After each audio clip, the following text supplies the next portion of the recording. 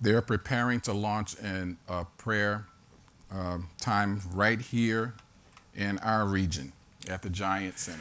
We're going to unite for something called Unite to Restore America. And it is a prayer for our region, our state, and for our country to pray specifically that America would be restored as one nation under God. As you guys know, recently, the recently Supreme Court, federal court judge declared the ban on gay marriage in Pennsylvania is unconstitutional, that law. So yesterday, I went to the prayer breakfast, sitting in yesterday's prayer breakfast for pastors across this region, it was disclosed to us that there are various senators and congressmen who have been calling pastors and saying, we need you guys to help us because there's nothing we can do now. And this is where you have to understand why they would say such a thing. I don't want to give you a civics lesson and government lesson, but basically it's like this. A bill is presented by which senators, representatives, they must vote on it. Representatives, congressmen, they vote on it. And if it passes, gets the right amount of votes, then it goes to the governor for the governor to sign it, to sign the bill into law, and then it becomes a law. That's how the gay marriage ban was put into place. The people of Pennsylvania decided, told their representatives voted, and the bill was given to the governor signed it. It's the law.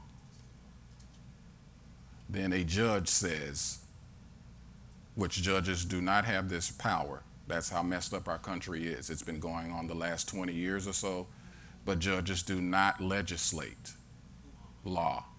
Their job is to interpret, not really to interpret, but to uphold the law and show it how it, under the judicial system, here is the intent of the law. Their job is not to say, you can't pass this law. That's not their job. That's why there's three branches of government: executive, legislative, and judicial. Judges don't make that decision. The people decided, told their representatives, the representatives voted, the governor signed it, it's a law.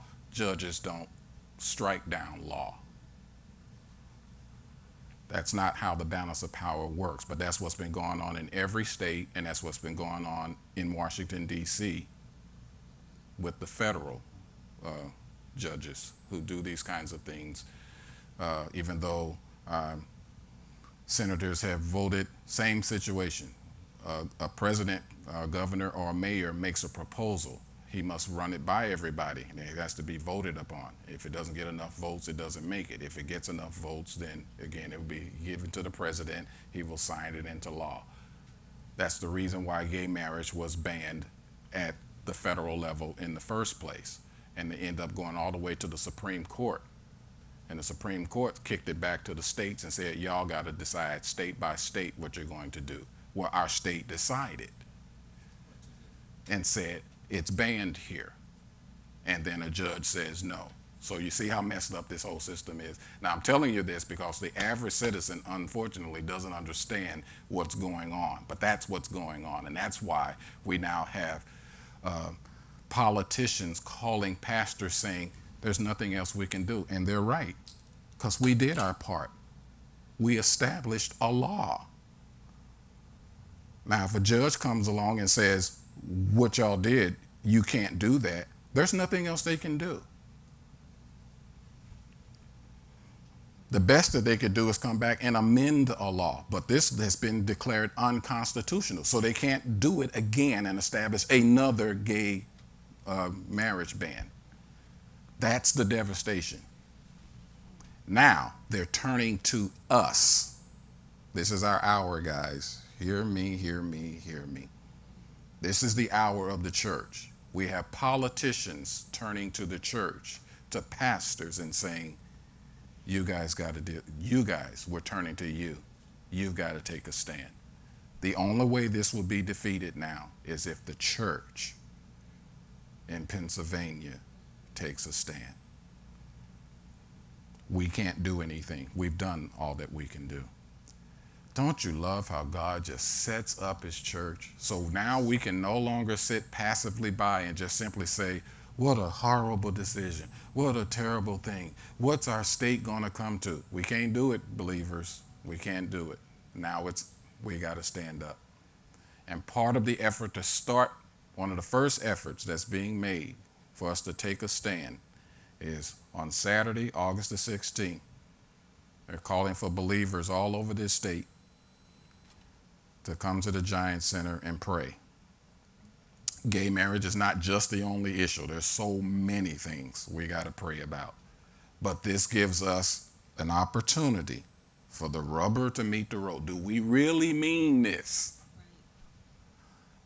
Do we really mean this? Then I told the folks, I said, now I know.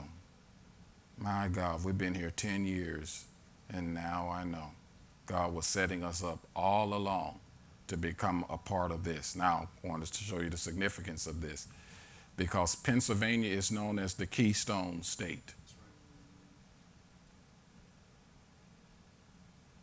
Could it be that God has been gathering believers and sending folks from Michigan and Ohio and Missouri and from all over, bringing them to Pennsylvania for such a time as this to deal with this?